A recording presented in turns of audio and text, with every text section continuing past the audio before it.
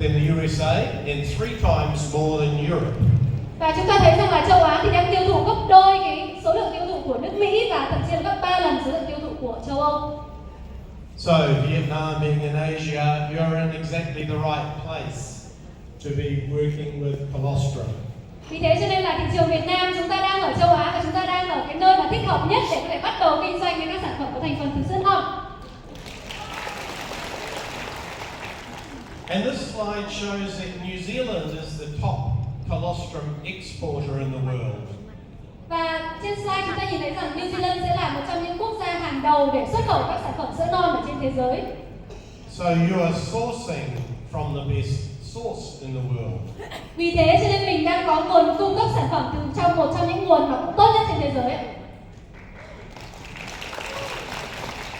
So, why source from New Zealand? Apart from it being the best, why source from New Zealand? Vậy thì cái câu hỏi đặt ra là tại sao chúng ta lại lấy nguồn sản phẩm từ New Zealand? Well, New Zealand has clean air, Và đầu tiên là New Zealand có một cái không khí rất sạch, fresh water, nước sạch, green grass, đồng cỏ xanh mát, lots of green grass. rất là nhiều cỏ xanh. Plus, New Zealand products have evidence-based health claims. Và một điểm cộng rất quan trọng đó là những sản phẩm từ New Zealand thì đã có những cái bằng chứng về sức khỏe đã được xác nhận. In short, you can trust them.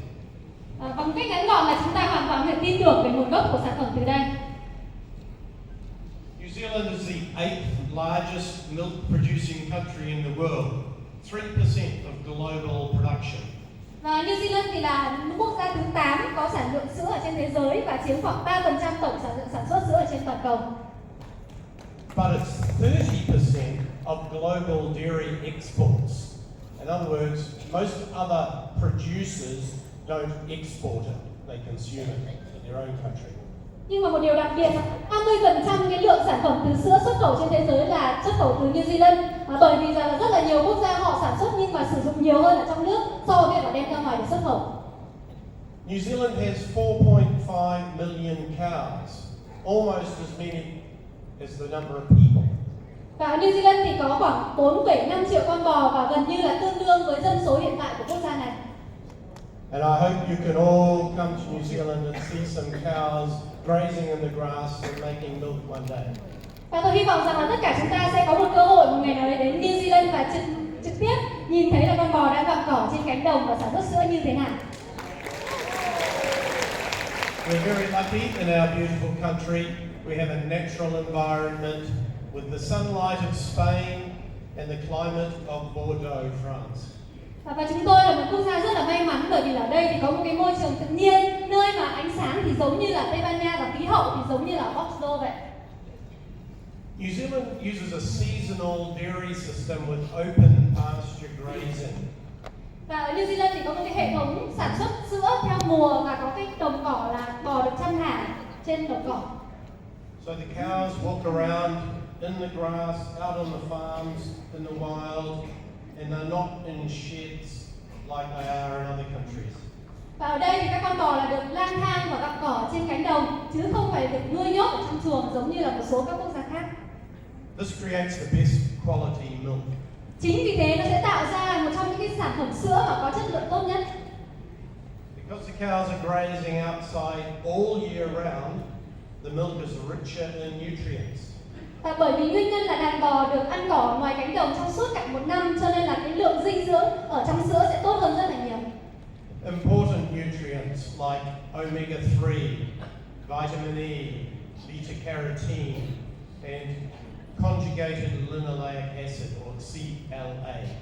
Và một số những cái chất dinh dưỡng chủ yếu có thể kể đến như là omega 3, vitamin E, beta carotene hay là nucleic acid liên hợp. These are some of the famous New Zealand-made colostrum brands up here. Và trên màn hình là một số những cái thương hiệu sữa nổi tiếng tại New Zealand. Of course, this one at the top here is the best. Và đương nhiên là một trong số đó thì như Colos IgGold là một trong những sản phẩm tốt nhất. So now I get into the science. What is colostrum? Vậy thì nếu nói về câu chuyện khoa học thì sữa non là gì? Colostrum is first milk. It's produced by the mammary gland of all mammals after birth. Và sữa non chính là sữa mà được sản xuất bởi tuyến vú của tất cả các động vật có vú sau khi mà sinh con. This is the perfect food for health. Chính vì thế nó là một cái thức ăn rất hoàn hảo cho sức khỏe của chúng ta. In New Zealand, it's collected only from healthy cows. Và ở New Zealand thì sữa non chỉ được thu hoạch từ những chú bò khỏe mạnh thôi. And it is very rich in antibodies, immunoglobulins, such as Igs, growth factors, peptides, and bioactive carbohydrates. Và chính vì thế trên đây là một cái nguồn mà rất là nhiều kháng thể IgG, những yếu tố tăng trưởng các peptide cũng như là các carbon hydrate có hoạt tính sinh học. We source colostrum from the first 24 hours after birth. Và chúng tôi thì sẽ thu hoạch sữa non chỉ trong vòng có 24 giờ đầu sau khi mà bò mẹ sinh con thôi. And in this graph, this shows the immunoglobulin level of the colostrum over the first 48 hours. You can see how it declines rapidly. Và trên biểu đồ này thì chúng ta sẽ nhìn thấy rằng là cái lượng IgG trong sữa non trong vòng 48 giờ sau khi bò mẹ sinh thì cái lượng IgG nó sẽ giảm như thế nào? So if we want the high bioactive level colostrum, we collect it in this period here. Vì thế cho nên là làm thế nào để đảm bảo được cái lượng IgG thu được nhiều nhất thì chúng ta sẽ thu hoạch trong những cái khoảng giờ đầu sau khi mà bò mẹ sinh con. Now these are the major bioactives in colostrum, and I'll talk you through some of these. Và đây thì là một số những cái thành phần hoạt tính sinh học sẽ có ở trong sữa non và tôi sẽ đi vào một số những thành phần này để giải thích cho quý vị hiểu. Most importantly are the immunoglobulins, such as IgG, which are antibodies. Và quan trọng nhất sẽ chính là immunoglobulin hay là IgG mà chúng ta còn gọi là kháng thể. Antibodies are produced by the cow's immune system every time the cow comes into contact with a pathogen or a germ, a bacteria or a virus. Và cái kháng thể này thì sẽ được sản xuất ở trong cái hệ miễn dịch của con bò mỗi khi mà con bò cần phải tiếp xúc với những cái vi khuẩn và những cái virus từ bên ngoài. These antibodies go into the colostrum and they then protect the calf from these germs. Và những kháng thể ở trong sữa non thì sẽ giúp bảo vệ con bê con để tránh khỏi các vi khuẩn, các cái tác nhân có hại. But it's not just for the calf. They work for humans, and when we consume colostrum, we also get protection from those germs. Nhưng mà sữa non của bò mẹ thì không chỉ có tác dụng bảo vệ cho bê con mà nó cũng sẽ có tác dụng tương tự cho sức khỏe của con người, và khi chúng ta sử dụng thì chúng ta cũng sẽ có những cái hiệu quả bảo vệ tương tự như vậy. Also in colostrum are all of these different growth factors.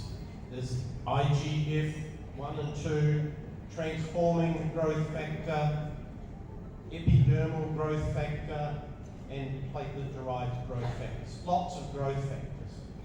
Và ngoài những yếu tố tăng trưởng này thì trong sữa non sẽ còn có những cái yếu tố tăng trưởng IgF-1, IgF-2, những yếu tố chuyển hóa, những yếu tố về biểu bì, về nguyên bào sợi, hay là những yếu tố mà tăng trưởng có nguồn gốc từ tiểu cầu. Now there are also a range of enzymes in colostrum, and some of them are listed here.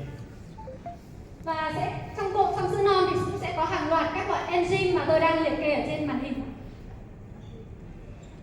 Lactoperoxidase is an antibacterial enzyme. Và lactoperoxidase là một cái loại kháng khuẩn, có tác dụng kháng khuẩn. Lactoferrin.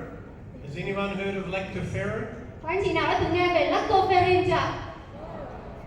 Yes, good. Lactoferrin is a supplement on its own, yet it is part of what you consume in colostrum.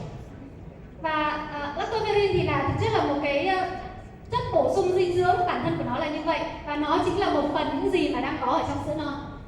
In fact, there's 20 times more lactoferrin in colostrum than there is in milk. Và thực tế là trong sữa non thì lượng lactoferrin nó sẽ gấp 20 lần so với sữa thông thường. Lactoferrin is important for iron absorption and immunity. Và lactoferrin này thì vô cùng quan trọng cho việc là cơ thể có thể hấp thụ được chất sắt cũng như là giúp thúc đẩy cho hệ miễn dịch. And transferrin, this other Protein in milk is also an important for iron binding and transport. Và transferrin thì cũng là một trong những cái chất protein rất là quan trọng mà nó sẽ giúp cho kết nối cũng như là vận chuyển chất sắt ở trong cơ thể. Lysozyme, it destroys bacteria and viruses on contact. Và cái lysozyme thì nó sẽ giúp tiêu diệt cũng như là phá hủy các virus vi khuẩn khi mà nó tiếp xúc với các virus vi khuẩn này. Xanthine oxidase, it releases hydrogen peroxide, which kills bacteria. Và một loại nữa là xanthine oxidase thì nó sẽ giúp giải phóng ra các hydrogen peroxide và giúp tiêu diệt vi khuẩn trong cơ thể. Colostrum also has protease inhibitors, which prevent the digestion of colostrum in the gut. Và cái chất kháng protein thì ở trong sữa non thì nó sẽ giúp cản trở và ngăn chặn quá trình mà tiêu hủy và tiêu hóa sữa non ở trong đường ruột. And finally, lactalbumin, which raises brain serotonin levels in the brain and improves mood, and no wonder we feel good when we take colostrum. Và cuối cùng thì lactalbumin chính là một cái chất mà nó sẽ giúp làm tăng serotonin trong não, giúp cải thiện tâm trạng. Vì thế cho nên là khi mà chúng ta sữa non chúng ta sẽ cảm thấy tâm trạng thoải mái hơn.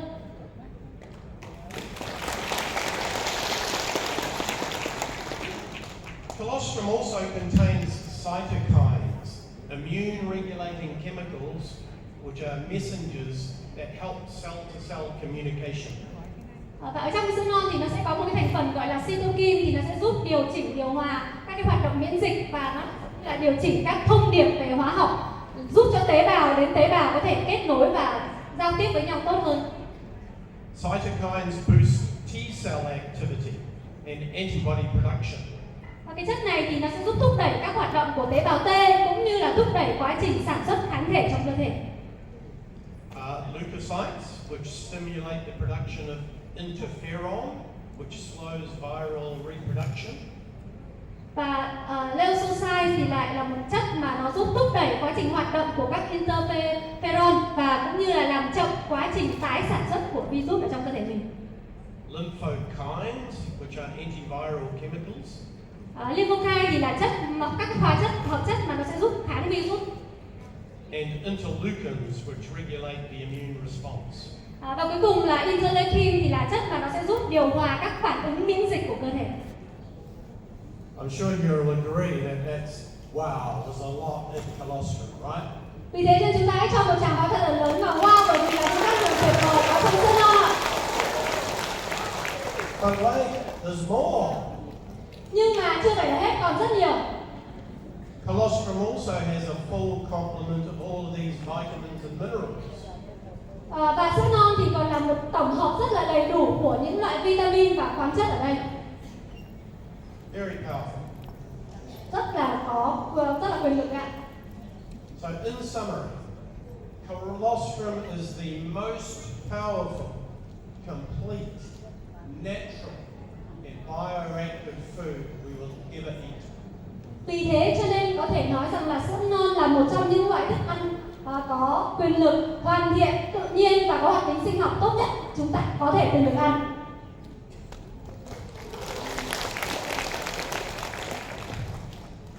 Now, don't just take my word for this. I'm going to go through now some of the health benefits and the published scientific papers that prove this. Và tất cả những điều mà tôi chia sẻ trên đây thì sẽ có những cái tài liệu và bằng chứng nghiên cứu khoa học để chứng minh cho những điều này. There is actually scientific and clinical evidence for these benefits in these areas. Và đương nhiên là cũng sẽ có những cái bằng chứng cũng như là thử nghiệm khoa học để chứng minh cho những kiến thức mà tôi vừa chia sẻ với các anh chị. Influenza prevention. Influenza prevention. Và đầu tiên đấy là cái khả năng mà có thể ngăn ngừa cái cảm cúm. Reduced incidence of upper respiratory tract infections. Hay là nó là sẽ làm giảm cái việc mà có nguy cơ để nhiễm các cái bệnh về đường hô hấp trên. So that's colds and flus. Ví dụ như là cảm lạnh hay là cảm cúm chẳng hạn. Treatment and prevention of diarrhea. Hay là nó cũng sẽ có tác dụng là giúp ngăn ngừa cái nguy cơ bị bệnh nhiễm khuẩn. Colitis. Viêm đại tràng. And also protection of the gastrointestinal lining, which helps heal the gut. Và một cái tác dụng nữa là nó sẽ giúp bảo vệ cái niêm mạc trong đường ruột, vì thế cho nên giúp ruột của chúng ta nó sẽ lặn hơn.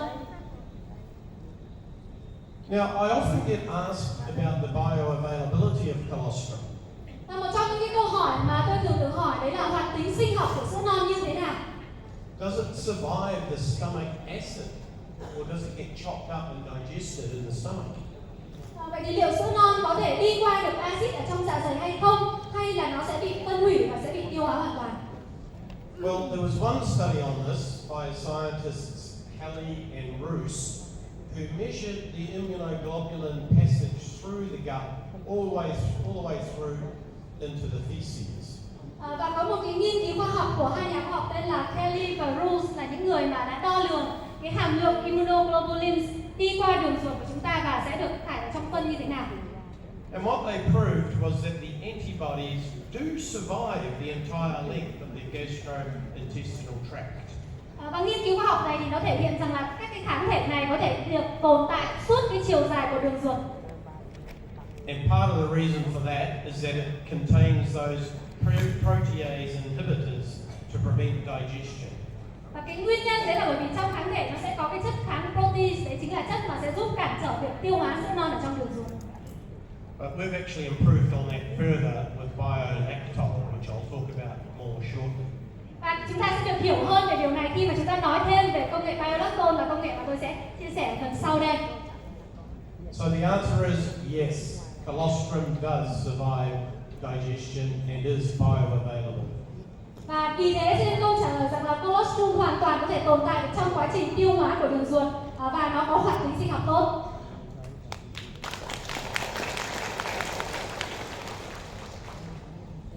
I have a database of over 800 scientific publications on colostrum.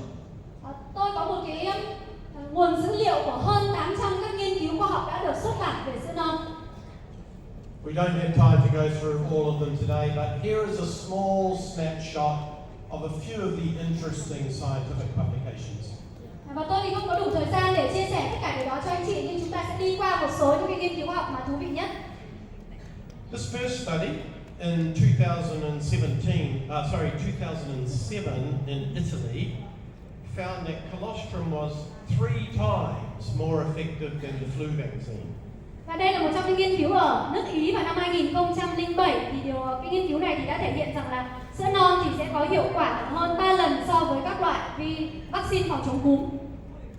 In this study, they had 4 groups: a control group who received nothing, a vaccine group who took the vaccine, a colostrum group, and a colostrum plus vaccine group. Và trong nghiên cứu này thì người ta đã tiến hành ở trên 4 nhóm. Nhóm thứ nhất là nhóm đối chứng, là những nhóm người mà không sử dụng gì cả. Nhóm thứ hai là nhóm sẽ dùng vaccine. Nhóm thứ ba là nhóm chỉ dùng sữa non, và nhóm thứ tư là nhóm sẽ dùng kết hợp cả sữa non lẫn vaccine.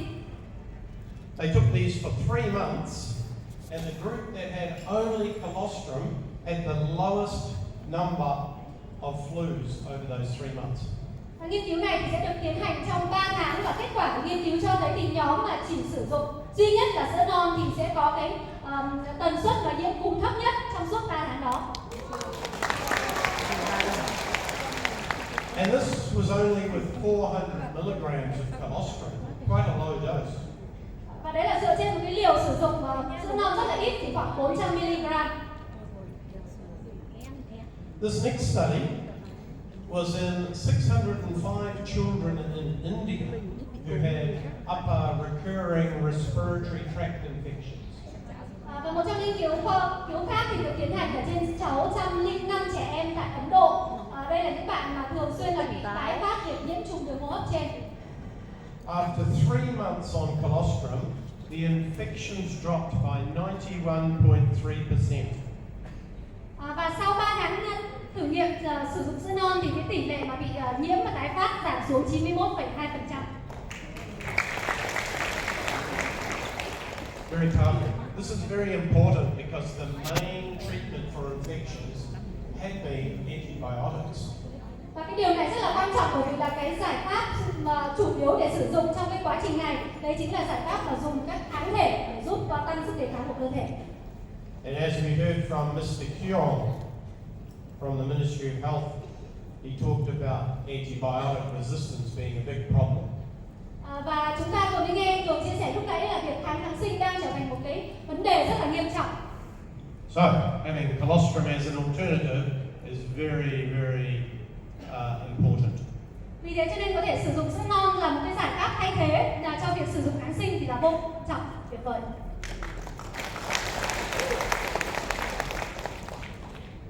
Now, we don't like to talk about this one, but diarrhea is a major cause of death in children under 5 years of age. Và một trong những căn bệnh mà đang là nguyên nhân chính gây ra tỷ lệ tử vong ở trẻ em dưới 5 tuổi đấy chính là tiêu chảy.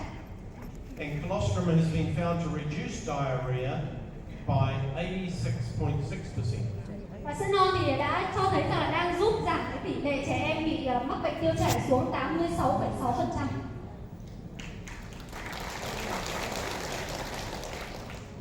Colostrum has long been known to benefit the gut. Và đã từ lâu thì con người ta đều biết rằng là sữa non thì rất là có hiệu quả và lợi ích cho đường ruột. Previous studies have shown that colostrum heals leaky gut syndrome. Và những nghiên cứu khoa học trước đây thì chứng minh rằng là sữa non sẽ có tác dụng là giúp làm giảm các triệu chứng là rò rỉ cũng giảm dần. So leaky gut syndrome is a condition where the gut lining gets holes in it from various challenges, such as anti-inflammatory drugs, chemicals and toxins in the food, and allergens. Và cái rò rỉ đường ruột này nó là một cái tình trạng khi mà niêm mạc ruột chúng ta sẽ có các cái lỗ hổng do các cái nguyên nhân như là sử dụng các thuốc kháng sinh, các hóa chất, các chất có hại trong thức ăn hay là tiếp xúc với các chất gây dị ứng. But remember, all those growth factors that I talked about in colostrum, they help to heal these holes and reduce the symptoms of leaky gut. Và cái bí mật ở đằng sau đấy chính là các yếu tố tăng trưởng mà tôi vừa chia sẻ ở trong sữa non thì sẽ giúp làm liền các cái lỗ hổng này và sẽ giúp làm giảm các triệu chứng của việc rò rỉ đường ruột. This particular scientific study was on ulcerative colitis, which is inflammation of the colon.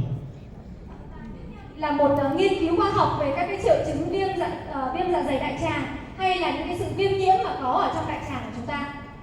And it showed that colostrum improved 62.5% of the subjects.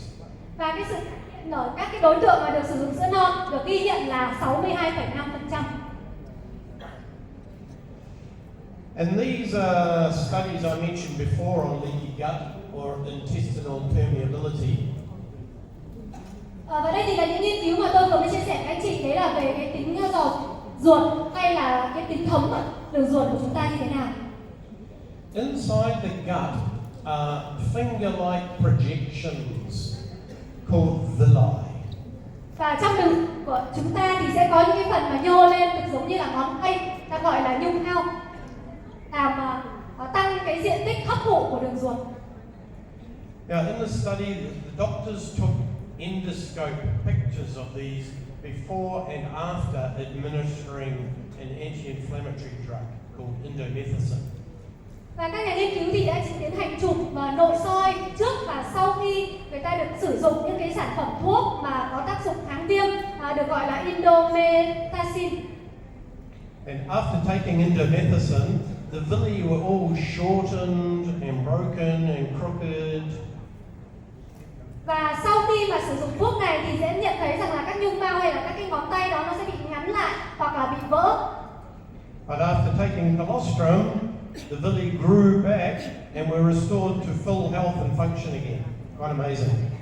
Và sau khi mà được sử dụng sữa non thì các nhung mao này thì sẽ được hỗ trợ dinh dưỡng để có thể tăng trưởng trở lại và có thể hoạt động một cách khỏe mạnh trở lại. Now, I'd like to explain a few of the quality considerations of colostrum, because quality is really important. Và bây giờ thì tôi muốn giải thích ra một số những cái tiêu chuẩn về chất lượng ở trong sữa non, bởi vì là chất lượng là một trong những yếu tố rất quan trọng khi chúng ta lựa chọn sản phẩm. So these are the quality factors that you should hopefully get in a really good colostrum product. Vì vậy cho nên là để mà lựa chọn một sản phẩm có thành phần sữa non tốt thì chúng ta sẽ phải lưu ý đến các tiêu chí sau đây. So firstly, a very high level of IgG, because IgG is one of the main features, at least 20%. Và đầu tiên thì sản phẩm đấy nó sẽ phải có một cái hàm lượng IgG cao, và đây là một trong những yếu tố quan trọng đầu tiên khiến cho người ta sử dụng sữa non. Và hàm lượng này thì tối thiểu phải nên là 20%. Now, it should also contain other immunoglobulins like IgA and IgM. Và đồng thời thì nó cũng sẽ nên có các cái thành phần kháng thể khác như là IgA và IgM. Another recently discovered factor are PRPs, or proline-rich polypeptides, PRPs. Và đồng thời thì trong đó cũng sẽ nên cần phải có cái thành phần gọi là PAP hay là những cái polypeptide mà có dầu proline. The colostrum should be sourced from healthy cows, verified by export certification. And this is the benefit of New Zealand supply, as I mentioned before. Và thêm một điểm nữa đấy là sữa non này thì nên được lấy nguồn từ những con bò khỏe mạnh, có được những chứng nhận về mặt xuất khẩu. Và đây chính là một những cái điểm trong những điểm lợi ích của các sản phẩm có nguồn gốc từ New Zealand mà tôi vừa mới chia sẻ lúc đầu. And you should receive a certificate of analysis for each batch of product. Và nhà sản xuất thì sẽ cần phải cung cấp được cái chứng nhận phân tích cho mỗi lô sản phẩm họ sản xuất ra thị trường. It should be free from hormones, pesticides and herbicides. Sản phẩm sẽ không được phép chứa hormone, thuốc trừ sâu, thuốc diệt cỏ.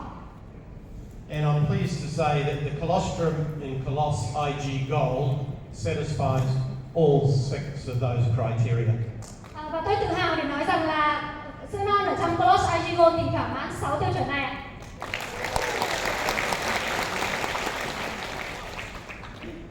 So this is a little busy slide, but it's just to briefly touch on the future development pathways for colostrum. Và trong phần tiếp theo này thì tôi muốn sẽ rất là ngắn gọn để chia sẻ với anh chị là cái hành trình, cái con đường phát triển tương lai của các sản phẩm có thành phần sữa non sẽ như thế nào. So there are a range of applications that we are working on that could result in exciting products for you. Và chúng tôi đang tiến hành rất là nhiều hoạt động cũng như rất là nhiều việc nghiên cứu để làm sao có thể tạo ra những sản phẩm rất là thú vị tiếp theo đây dành cho anh chị. This slide just highlights that there are multiple categories. There are oral hygiene, nutritional supplements, drugs and cosmetics. Và ngoài ra thì sẽ có rất là nhiều những cái lĩnh vực rất là hấp dẫn khác, ví dụ như là các sản phẩm thuốc vệ sinh đường miệng, các sản phẩm thực phẩm bổ sung, thuốc cũng như là các sản phẩm mỹ phẩm. They each have different investment requirements and different time frames for development. Và đương nhiên thì là mỗi một cái lĩnh vực và thị trường khác nhau thì sẽ cần những cái sự đầu tư để phát triển nghiên cứu cũng như là một cái khung thời gian khác nhau để có thể tạo ra sản phẩm cuối cùng. But we have a big team of scientists that are hopefully able to bring you some amazing new supplements much sooner than these typical times. Và rất là may mắn là chúng tôi có một đội ngũ các nhà khoa học đang hàng ngày làm việc để có thể mang đến những cái sản phẩm tuyệt vời cho anh chị có thể là sớm hơn so với những khung thời gian này. So, in fact, because of my extensive formulation and manufacturing experience, we already have some concepts that we're working on, and so stay tuned for some more innovation updates in the near future. Và chúng tôi thì đang trong quá trình nghiên cứu phát triển và thậm chí là có những sản phẩm đã đang trong quá trình thử nghiệm rồi. Cho nên là chúng ta hãy cùng nhau háo hức để chờ đón những điều tuyệt vời nhất sắp sửa sẽ ra mắt tại thị trường ạ. One of the most exciting applications in this area is the area of epigenetics. Và đây là một trong những cái ứng dụng rất là thú vị ở trong cái lĩnh vực là nghiên cứu về gen. That's why I'm wearing my DNA tie. Và cái cà vạt của tôi đó chính là một cái hình vẽ của gen, mô phỏng của gen. We know that colostrum has bioactive components in it that act as genetic switches. Và chúng ta biết rằng là trong sữa non thì có rất là nhiều những cái thành phần hoạt tính sinh học, trong đó nó có thể liên quan đến gen của con người. That means they can turn off or on genes in your DNA. Và điều đấy có nghĩa rằng là nó có thể kích hoạt các hoặc bật những cái gen ở trong bộ DNA của anh chị. And this has some really exciting potential for overcoming many degenerative diseases. Và cái việc mà nghiên cứu về gen này thì nó sẽ tạo ra một cái tiềm năng rất là lớn cho con người chúng ta để có thể vượt qua cái căn bệnh mà gọi là về suy thoái lão hóa của cơ thể. Another very interesting area of research is in the area of stem cell science. Và vì thế cho nên là một trong những cái lĩnh vực mà tôi thấy rất là thú vị khi nghiên cứu đấy chính là lĩnh vực về khoa học tế bào gốc. In 2008, stem cells were discovered in breast milk. Và năm 2008 thì các tế bào gốc được phát hiện ra là có trong sữa mẹ. Stem cells are the original cells that all the cell types in our body come from. Tế bào gốc chính là cái tế bào nguyên bản trong cơ thể của chúng ta mà tất cả các tế bào khác trong cơ thể đều xuất phát từ đây. They are what's called undifferentiated cells. Và những cái tế bào này sẽ được gọi là tế bào không khác biệt hóa. And we all have a supply of these in our bone marrow and in our fat tissue, and they get released and circulate in the body to repair damaged tissues. Và chúng ta sẽ có cái nguồn cung cấp tế bào gốc này sẽ nằm ở trong tủy xương, các mô chất béo và nó sẽ được giải phóng và sẽ được vận chuyển đi khắp cơ thể để có thể giúp sửa chữa các tế bào mà đang bị hỏng hóc. So, if you have an injury anywhere in your body, could be your muscles, your joints, could be your kidneys, your lung, your heart, anywhere in your body, any organ, the stem cells will go there. Thế cho nên là nếu như anh chị có một cái tổn thương nào đấy ở trong cơ thể, ví dụ như là ở cơ, ở xương, ở khớp, ở thận, ở trái tim hay là bất kỳ một cái cơ quan nào, thì các tế bào gốc sẽ được cử đến đây. And when they reach the site of injury, chemical messengers will tell them to differentiate and turn into that type of cell. Và khi mà tế bào gốc đến các cái khu vực mà đang bị tổn thương đó thì nó sẽ được phân hóa và sẽ chuyển lại thành các cái loại tế bào mà đang bị tổn thương. And that's how the body repairs itself, and colostrum helps to stimulate this healing process. Và đấy chính là cái cách mà cơ thể của chúng ta sẽ tự sửa chữa, cũng như là sữa non sẽ giúp thúc đẩy quá trình tự sửa chữa này của cơ thể. So, in conclusion, I would like to just share this quote from the scientist Dr. Urakpa, who said, Và để kết lại thì tôi muốn chia sẻ một cái câu nói từ một nhà khoa học, đó là Dr. Urakpa, người đã nói rằng, and this was published in a scientific journal, his words here. và đây là một trong những câu nói mà được xuất bản trong các tạp chí khoa học, anh chị có thể tìm thấy được, tra cứu được. He said, colostrum is an outstanding nutritional supplement. Và nhà khoa học đã nói rằng là sữa non là một cái nguồn bổ sung dinh dưỡng nổi bật. A food that protects and promotes health.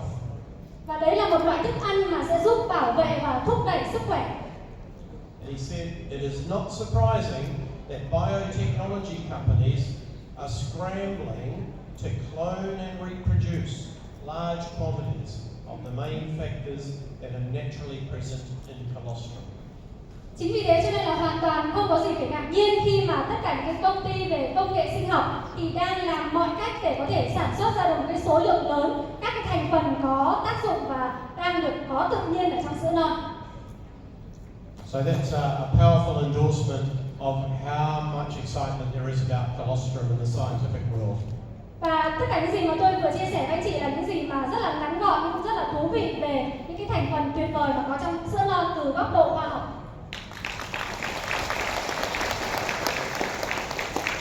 And here it is, your amazing new product, Colos IgGold.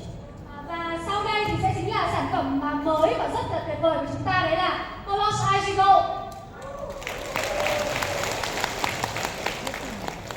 David already did a very good training presentation on the details of this, but I'll just reinforce a few points. It contains colostrum, of course, and high IgG for superior immunity. Và trên màn hình thì đã có rất là chi tiết những cái thành phần công dụng của sản phẩm Colos IgGold, nhưng mà tôi sẽ nhấn mạnh ở một số điểm như sau. Thứ nhất là IgGold thì sẽ có cái hàm lượng IgG rất là cao để hỗ trợ cho hệ miễn dịch. Added calcium and vitamin D for stronger bones. Canxi và vitamin D thì sẽ giúp xương chắc khỏe hơn. Biolactol, a phospholipid delivery system for better absorption and protection. Và công nghệ biolactol thì sẽ giúp cho quá trình hấp thụ cũng như là bảo vệ IgG tốt hơn ở trong cơ thể. And I must reinforce how important that is, the biolactol really makes Colos IgGold really stand out. Và điều mà tôi muốn nhấn mạnh ở đây chính là công nghệ biolactol là cái điều mà sẽ làm cho Colos IgGold trở thành một sản phẩm vô cùng nổi bật. It's actually a technology that is only available in Colos IgGold, so it's exclusive to you. Và đó là một công nghệ độc quyền mà sẽ chỉ có trong Colos IgGold thôi, và cũng sẽ là công nghệ độc quyền mà có trong sản phẩm mà chỉ có anh chị mới có để cung cấp thôi. And more importantly, it actually works. It has been scientifically proven to improve the absorption and protection, and that's why it's going through a patent. Và điều quan trọng là công nghệ này thì đã được chứng minh là nó sẽ giúp tăng cái khả năng hấp thụ cũng như là bảo vệ kháng thể ở trong đường ruột. Chính vì thế cho nên là cái công nghệ này thì đang trong quá trình mà sẽ được xin để cấp bằng sáng chế. So Colos IgGold also has fiber and prebiotics for improved digestion and regularity. Và trong sản phẩm thì cũng sẽ có chất xơ cũng như là prebiotic để giúp thúc đẩy và hỗ trợ cho quá trình tiêu hóa. 8 billion probiotics for better gut health. 8 tỷ lợi khuẩn giúp sức khỏe đường ruột trở nên tốt hơn. A lower glycemic index for diabetics. Chỉ số GI thấp an toàn cho người tiểu đường. And lower added sugar for better blood glucose control. Và hàm lượng đường thấp thì cũng sẽ giúp kiểm soát lượng glucose tốt hơn ở trong. IgG, this slide just details it's 316 milligrams per serve, which is the highest in the market. Và lượng IgG là 316 mg trong một khẩu phần, cũng là một hàm lượng cao nhất ở trên thị trường. Yes, and the numbers 2 grams of soluble fiber and 8 billion probiotics, rapid improvement and restoration of a healthy gut. Và với cái hàm lượng chất xơ hòa tan là 2 gram kết hợp với 8 tỷ lợi khuẩn thì sẽ giúp đẩy nhanh hơn cái quá trình phát triển cũng như là phục hồi cho sức khỏe của đường ruột. Only 2 grams of added sugar, 30% lower than in other products. Và cái hàm lượng đường có 2 gram thôi thì nó cũng khoảng thấp hơn các sản phẩm tương tự trên thị trường khoảng 30%. And sugar is a bit of a pet hate of mine. Và chúng ta phải để ý là một số những cái sản phẩm trên thị trường thì nó sẽ có đường ở trong thành phần. Sugar is responsible for a lot of health problems in the world, so a lower sugar is really important. Và chúng ta biết rằng là đường thì nó đang là một trong những cái yếu tố mà phải chịu trách nhiệm cho rất là nhiều những cái căn bệnh hiện nay. Chính vì thế cho nên là chúng ta sẽ phải cân nhắc đến lượng đường trong sản phẩm mà mình sử dụng. The glycemic index is 30, which is acceptable for diabetics. Và cái chỉ số GI này thì hoàn toàn là phù hợp để an toàn cho những người bệnh tiểu đường.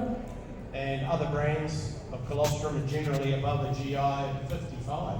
Và trong khi chỉ số chúng ta chỉ có 30 thôi thì chỉ số của rất là nhiều các sản phẩm khác thì đang ở mức khoảng là 55.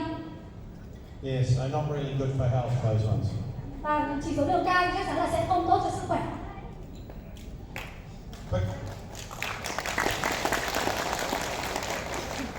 So, Colos IgGold is the best in the class, and we actually validated this by doing a survey of nutritionalists, expert nutritionalists, and they concluded that it was number one.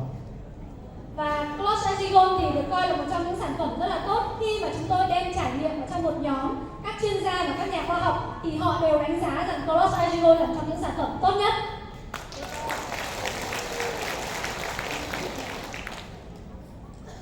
So, where does all this information come from? Vậy thì tất cả những cải tiến của sản phẩm này đến từ đâu? Well, I'm part of a collective of scientific and industry brains in the Institute for Nutrition and Human Health.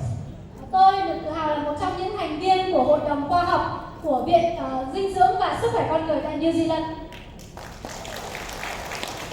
This is where scientists and innovators can come together, collaborate on research and development, and create great products like this. Và đây chính là nơi mà các nhà khoa học hay là những nhà phát triển cải tiến thì sẽ tập hợp cùng với nhau để có cùng nhau hợp tác, nghiên cứu, phát triển ra những cái sản phẩm tuyệt vời giống như là Colos IgGold. There's a few of us here who have been invited to participate and contribute or support. Và đây là gương mặt đại diện của một số những thành viên ở trong hội đồng nghiên cứu của chúng tôi để có thể đóng góp những cái công sức cũng như những nghiên cứu khoa học của họ.